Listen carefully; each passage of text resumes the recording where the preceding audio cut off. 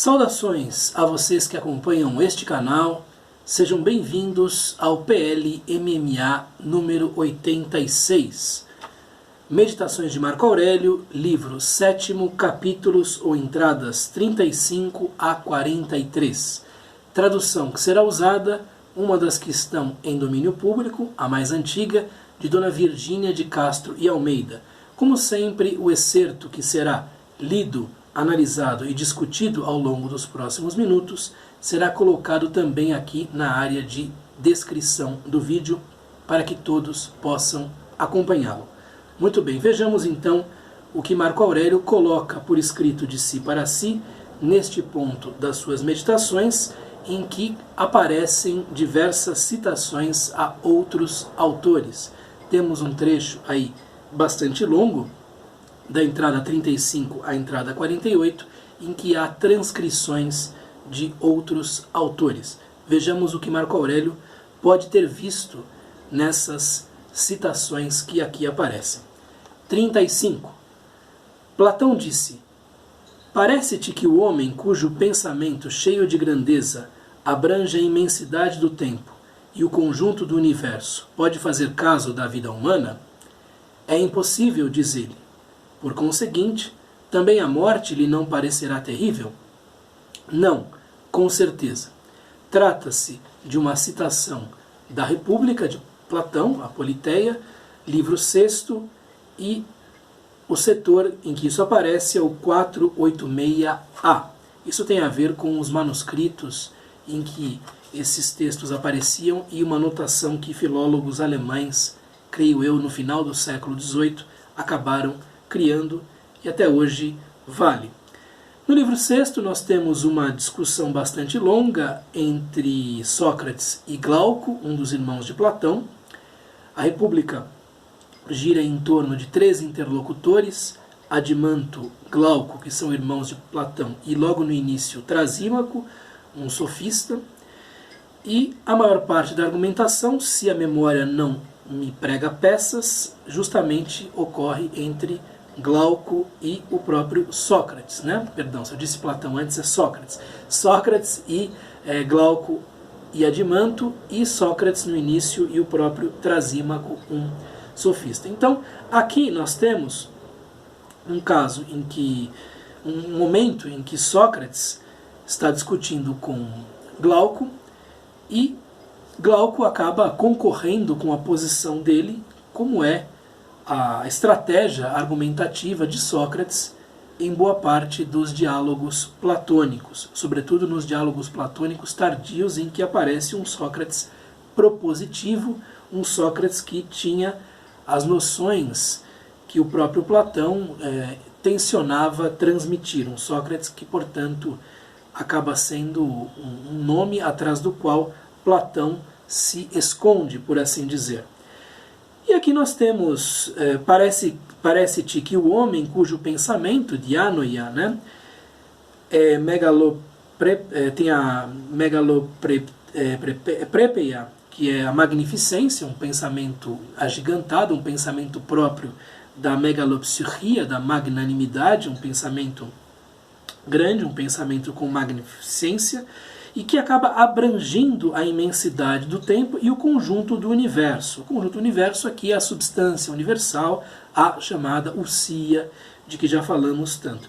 Pode fazer caso da vida humana? Então aquele que olha para o todo, aquele que é capaz de contemplar o todo, a palavra para contemplação em grego, que aparece aqui também, é theoria, aquele que consegue vislumbrar o que seja o todo, pode fazer caso da vida humana, pode se importar com a pequena passagem de um único indivíduo neste minúsculo planeta, deste canto do universo? Aquele que observa as coisas assim, aquele que toma por seu o olhar do próprio cosmos, aquele que tem a mirada cósmica, pode fazer caso da vida humana ou entenderá que esta vida humana é um breve momento em algo muito mais longo e ocupa um espaço exíguo em algo imenso? E Glauco responde: é impossível, a Sócrates, e aí há a conclusão: por conseguinte, também a morte lhe não parecerá terrível? Não, com certeza.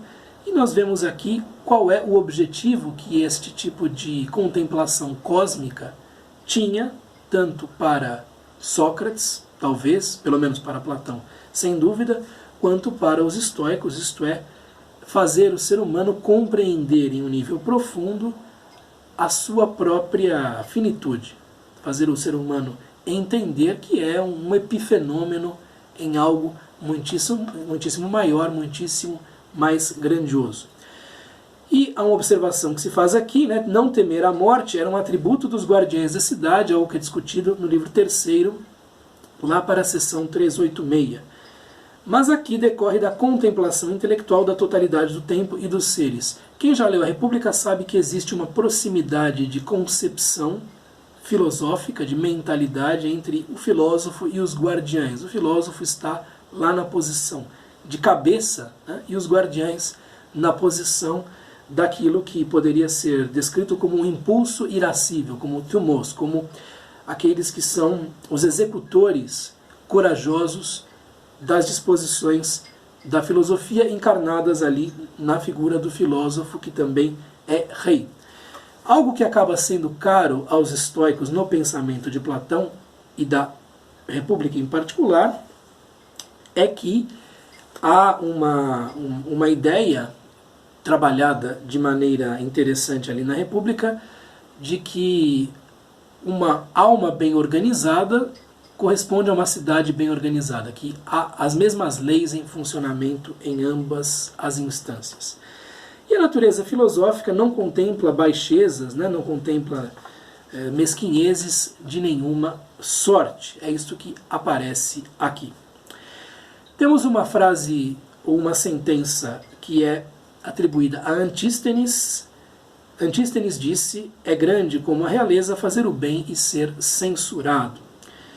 É algo que está atribuído ao próprio Antístenes, lá no livro 6º de Diógenes Laércio. Né? Segundo o próprio Diógenes Laércio, é uma resposta de Antístenes a algum dito ruim do próprio Platão. Então veja-se o ecletismo, por assim dizer, de Marco Aurélio. Ele toma algo de Platão e depois vai trazer como também relevante um dito atribuído a um rival de Platão, a Antístenes, o fundador da escola cínica, também um discípulo de Sócrates. Esse grande como a realeza traduz basilikon, o próprio do Basileu, né, o próprio do rei, então é real, é próprio daquele que tem a realeza. Basilikon eu men praten kakos de acuen. Este eu, epsilon, y, é bem, é o bem agir é próprio do rei, é real, né? O praten aí é o agir, proceder, e o kakos é um advérbio oposto ao eu, e acuen, quer dizer, ouvir falar, né? escutar o mal, escutar a censura. Os cínicos têm uma tendência de atribuir a sua própria profissão filosófica, se não é que não se trata de uma profissão de fé, algo muito exigente, a ideias de realeza. Embora eles fossem mendicantes, às vezes, muito pobres, e vivessem essa vida por escolha, eles tinham até mesmo por uma espécie de ironia que tinham aprendido com Sócrates e levado às últimas consequências, o veso de comparar-se a reis, comparar a sua própria posição à de um rei, porque se julgavam absolutamente livres, autônomos, não dependentes de quem quer que fosse. E aí tratavam a si mesmos, muitas vezes, ironicamente, como reis e falavam dos seus atributos, das suas próprias capacidades como capacidades reais. E, de acordo com um tratado que é atribuído a Plutarco, muito provavelmente não escrito por ele, chamado Tratado sobre a Nobreza, disse que Alexandre, portanto alguém que tinha poder de fato, adorava repetir esta frase, e alguns antigos até pensavam que se tratasse de uma frase de Alexandre. É grande como a realeza fazer o bem e ser censurado, e ser mal interpretado. 37. É vergonhoso que o rosto seja obediente, se conforme se componha à vontade do pensamento, e que o pensamento não se conforme, não se componha à sua própria vontade. Aqui uma intervenção do próprio Marco Aurélio, no meio de citações de outrem alheias, né? Vergonhoso é a escros, digno de reproche, censurável, baixo, vergonhoso, né? Então é vergonhoso que o prosopon, que o semblante, o rosto, seja tão maleável, tão dócil até ao próprio pensamento. E mesmo a certas micro-emoções, micro-expressões do pensamento ou da interioridade. Então este rosto é dócil, ele mostra muitas vezes tanto a vontade de mentir quanto, enfim, aquilo que é propriamente o que o indivíduo pensa e sente, né? Ele manifesta o que é interior de maneira voluntária ou não voluntária, ou involuntária. Então ele considera vergonhoso que o rosto, que é algo externo, tenha essa maleabilidade, essa docilidade, essa obediência e conformação à vontade do pensamento, dianoia, e que o próprio pensamento seja tão rebelde, o próprio pensamento se debata em lugares em que não deveria, trazendo muitas vezes sofrimentos desnecessários, imaginações, né, aquelas representações, fantasia, que não são as melhores.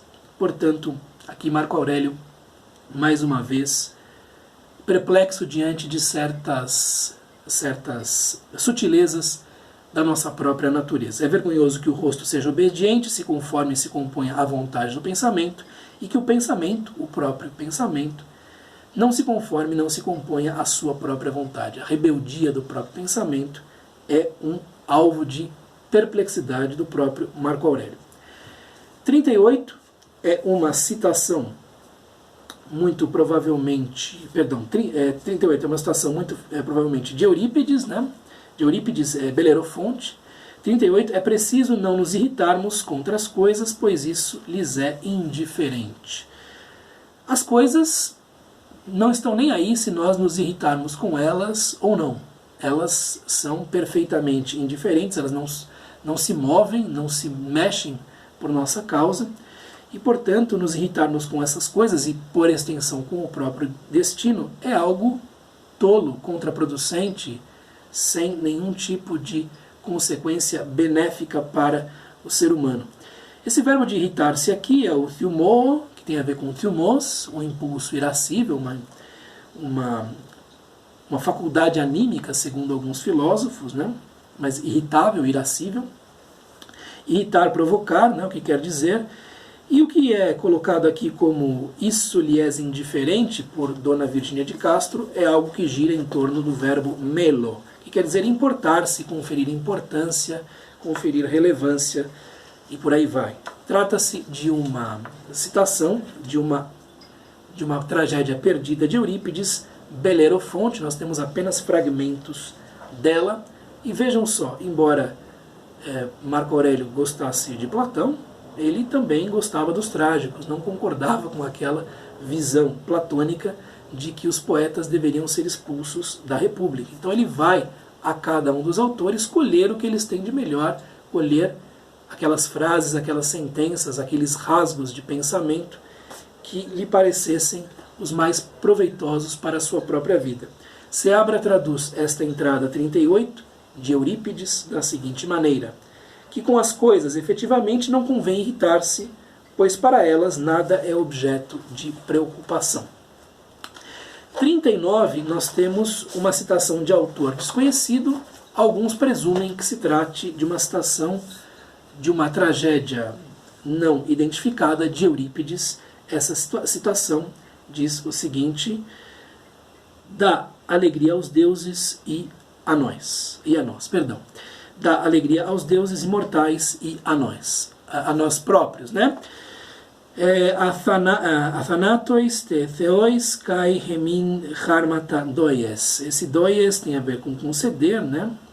Algo que está muito ligado a uma concessão que vem dos deuses. Então, dá alegria aos próprios deuses imortais e a nós, os deuses que são, aqui no dativo, athanatois theois, e também hemin, a nós mesmos. Então, o que dá alegria aos deuses imortais e a nós mesmos, seres humanos, evidentemente é algo muito positivo. Então, o que é capaz de conceder esta alegria, concede esta alegria de uma maneira universal. O que é bom para os deuses imortais é bom para os seres humanos. Nós não estamos naquele mundo, justamente de Eurípides, por exemplo, em que se via a crueldade dos deuses em alguns casos, deuses apartados dos seres humanos. A partir da tradição filosófica, vê-se que esses desejos dos próprios deuses coincidem com a benignidade da própria natureza e, portanto, com o bem para os seres humanos. 40. Aqui também uma citação de Eurípides, de uma tragédia perdida, Ipsipile, ou Ipsipilo, que diz o seguinte: ceifar a vida como espigas fecundas, umas maduras, outra não. A ideia de que cada vida é uma espiga que tem um tempo de existência, um tempo de vivência, e logo depois cada uma dessas espigas vai sendo ou colhida ou caindo, o que corresponde à morte. Então é uma comparação da vida humana com algo do reino vegetal, belo, né? Não é algo feio. O próprio Marco Aurélio, lá em 4:48, já tinha comparado a vida humana a uma oliva, uma azeitona madura que cai da árvore no momento certo, no momento azado, no momento que está madura.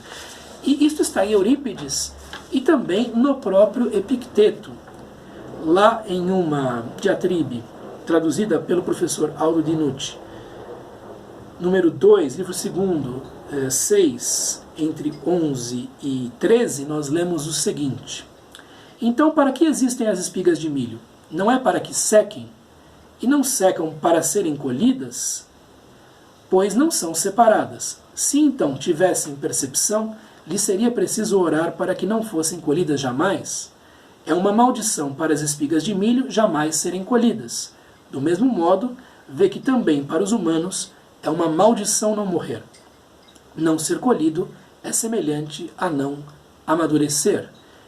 Muito bem, então os seres humanos que estão incluídos, inseridos na natureza universal, têm um funcionamento, por assim dizer, que tem analogias com diversos elementos, substâncias, enfim, entes da natureza, e nós podemos nos ver nas espigas de milho, que são colhidas quando ficam mais secas, né? Ou nas espigas de trigo, que são colhidas quando ficam mais secas. Eu creio que milho não cabe aqui. Vou até entrar em contato com o professor Dinucci para ver se a gente muda isto, né? Porque deve ser trigo, evidentemente. Então, ceifar a vida como espigas fecundas, umas maduras, outras não. Então, isto está em uma citação de Eurípides. 41. Se os deuses me esquecem e aos meus 2 filhos, deve também haver razão para isso. Uma expressão de amor fati, de amor ao destino, de aceitação do destino. Então, se os deuses, o verbo aqui é ameleo, que é o contrário de melo, então, se os deuses não se importam comigo, se me deixam de lado, se prescindem de mim, né? Se os deuses não se importam comigo nem com meus 2 filhos, deve também haver razão para isso. A aceitação de um destino. A peça em questão é Antíope, talvez seja a própria protagonista quem diz isso na peça, mas nós não temos esta tragédia, ela se perdeu, há apenas fragmentos dela. Então, trata-se de alguém que aceita o destino que vem a si mesmo ou a si mesma e aos próprios filhos, porque há uma razão, e o termo aqui de fato é logos, né, logon, para isso. Muito bem. 42, algo muito breve, muito simples. Tenho comigo o bem e a justiça. Presumivelmente de Eurípides, e também é citado em Aristófanes, mas não se sabe a peça que seria. No caso de Aristófanes é um fragmento de Acarnenses, uma comédia que não chegou até nós, mas muito provavelmente é algo que o próprio Eurípides já tinha formulado, criado, redigido.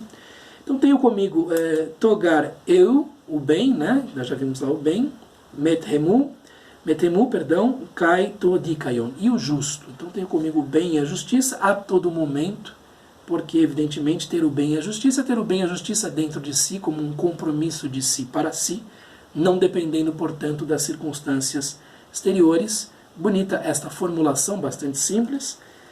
Tenho comigo o bem e a justiça dentro de mim mesmo, na minha profissão, né? É o que Marco Aurélio colocava de si para si, de filósofo. E 43, não te lamentes com os outros, não palpites de desejos. Existe um verbo, eu não vou falar disso porque é complicado, mas existe um verbo que é lamentar-se com os outros, em grego, né? É interessante, né? E Seabra coloca assim, não lamentar-se com eles, não estar agitado. O segundo verbo, que é sfytzen, tem a ver com palpitar propriamente, palpitar ou com palpitar do coração. Né? Então há diversas maneiras de traduzir este trecho, nos livros, nas traduções que eu vi, há muita variação. Então não se lamente com os outros, não se deixe contaminar com a acrimônia dos outros, ou com a mágoa dos outros, ou com, enfim, o espírito negativo dos outros, a tristeza que vem de fora, e não palpite com eles, não faça o seu coração bater junto com o das pessoas que estão agitadas, tomadas pelas paixões. É também uma citação a um outro autor, também desconhecido, talvez Eurípides, não se sabe. Muito bem, então nós lemos neste vídeo e comentamos das entradas 35 a 43 do livro 7º das Meditações de Marco Aurélio, e em todo este trecho, que contempla de 35 a 48, e até um pouco depois, nós vemos muitas citações feitas por Marco Aurélio a outros autores. Devia ser um momento em que ele estava relendo certos livros, ou lendo-os pela primeira vez. E mais para frente, é a última coisa que falta dizer, lá para o livro 11, daqui a alguns meses chegaremos lá, Volente Fortuna, querendo a fortuna, a retomada de 3 destes trechos de Eurípides, e ele ali explica como é que se pode tirar proveito de trechos de tragédias, de trechos de outros textos, de textos não filosóficos. Ele explica de si para si como podem ser úteis essas sentenças tomadas e colhidas ali desses outros textos para uma vida filosófica, mas é assunto para daqui a algumas, e não serão tão poucas assim, semanas. Eis o que eu tinha a lhes dizer por hoje. Um abraço, até o próximo vídeo. Tchau!